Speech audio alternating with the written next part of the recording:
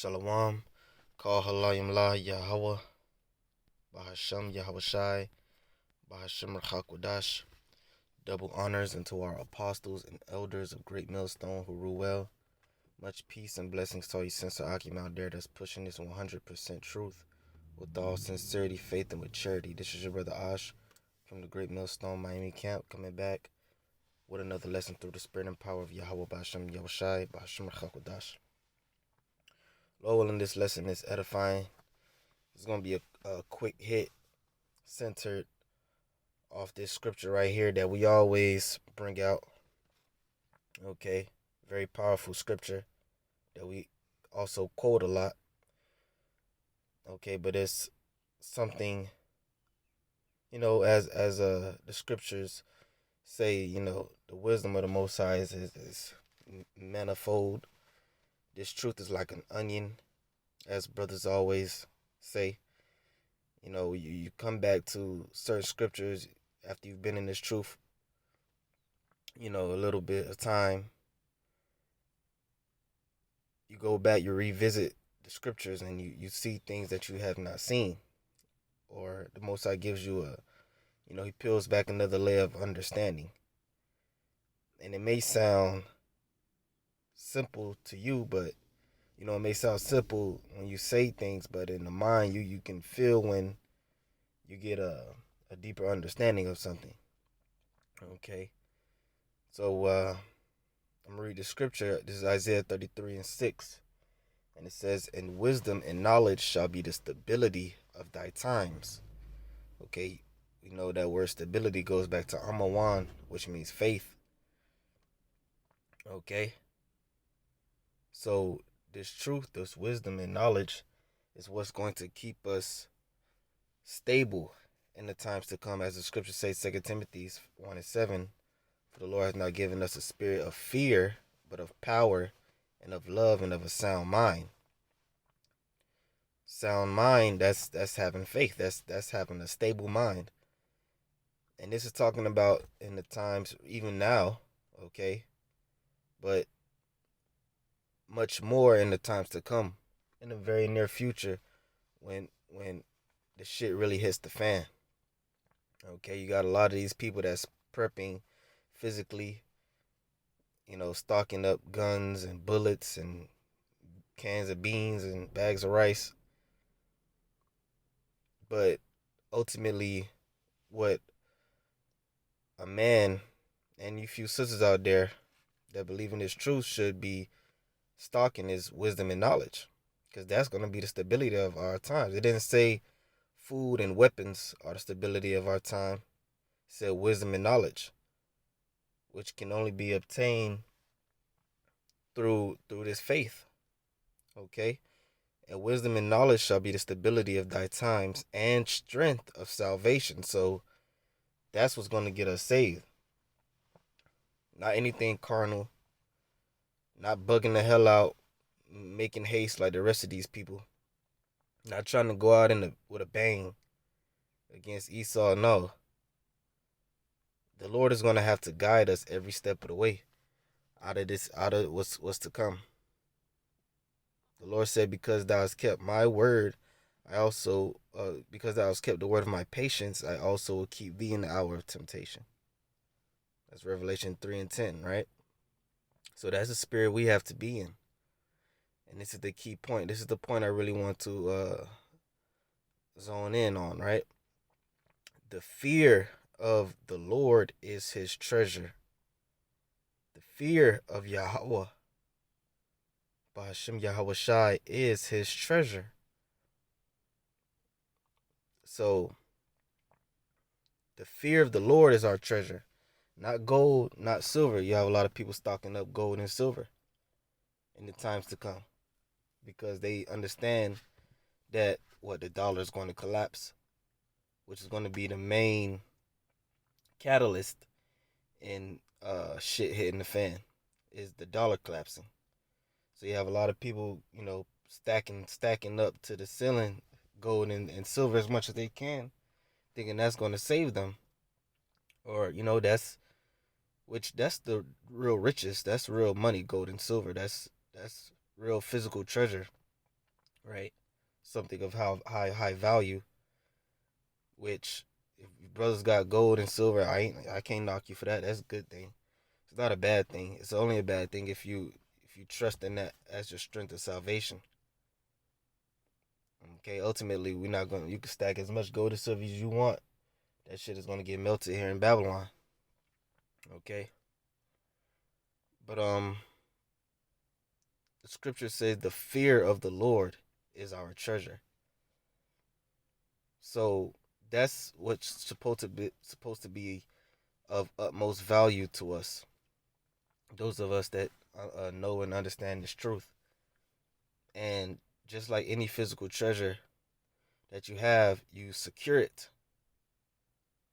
You don't leave a physical treasure, you know, outside on the floor in plain view, and you just go in the house and man, nobody's gonna take it. Nobody wants, like it's something of unimportance. No, you hide it, you secure it, you put it under lock and key.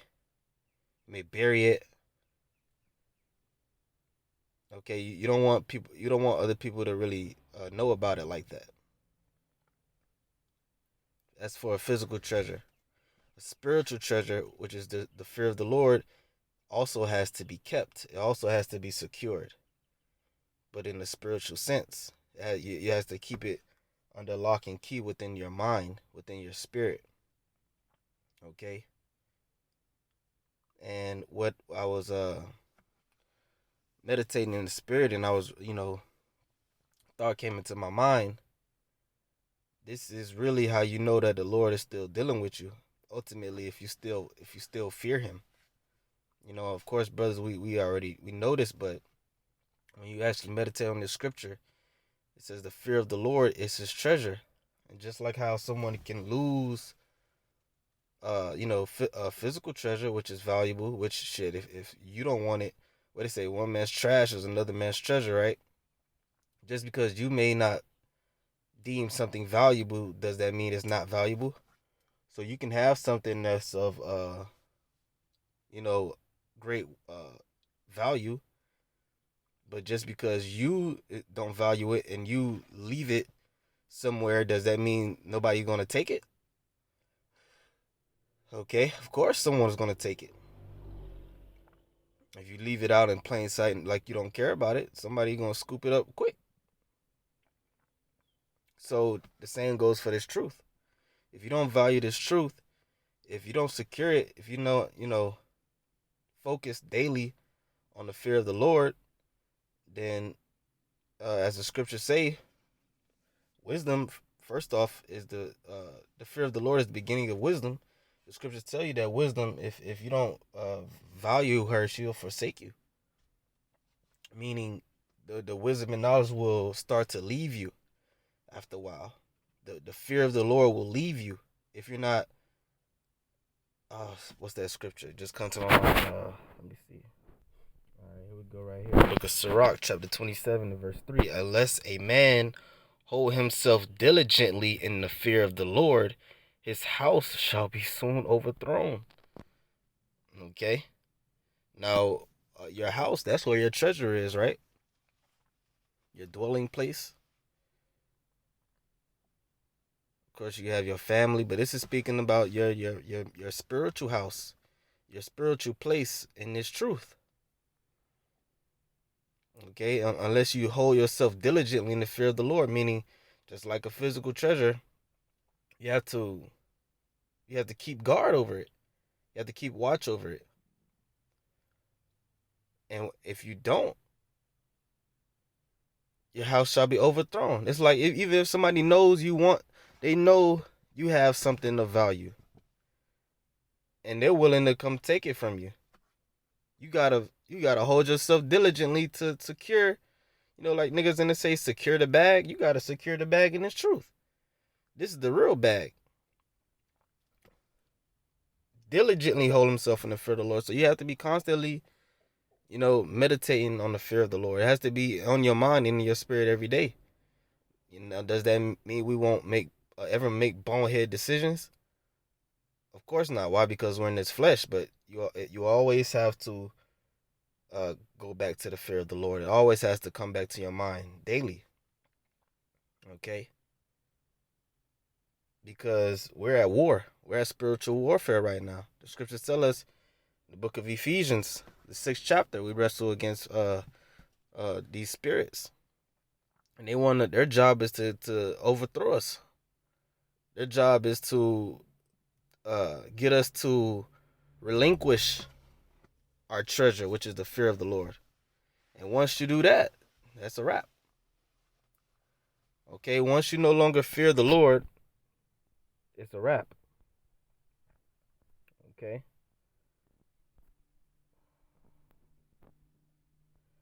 So I read it again, Isaiah 33:6. And wisdom and knowledge shall be the stability of thy times and strength of salvation. The fear of the Lord is his treasure. So we have to hold this truth, hold the fear of the Lord like treasure. Especially going into the times we're coming into. These people are going to lose they're going to lose their minds, man. They're going to totally bug out. It's not going to be about the fear of the Lord. Even though they're going to be in total fear, they're still not going to fear the Lord because they're going to do things that's against the Lord. And they're not going to care because they're going to know that they got to eat. They got to survive. Okay, it's going to be totally carnal and base thoughts and decisions being made continuously. But the man of the Lord, he's not going to do that. Why? Because the fear of the Lord is his treasure. Even in the times to come, you're going to be fearing the Lord even more because we understand that one wrong move and it could be over for us. The scriptures say, thou walkest in, roughly paraphrasing, thou walkest in the way of thy overthrowing. Okay, we walk in the valley of the shadow of death, a straight gate. One wrong move and you could be in the fire, you could be in the water.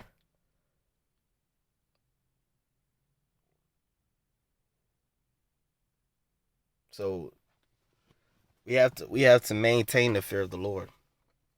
Okay. Once you no longer fear the Lord, the spirit is gone. Okay. That's just something that we have to meditate on, something we have to remember. I didn't want to make this lesson too long, just something that was on my spirit, something I wanted to speak on real quick. I hope it was edifying. I want to give all praise, honor, and glory to Yahweh, Ba'ashem Yahushai, Ba'ashem Hakudash. Until the next one, Shalom.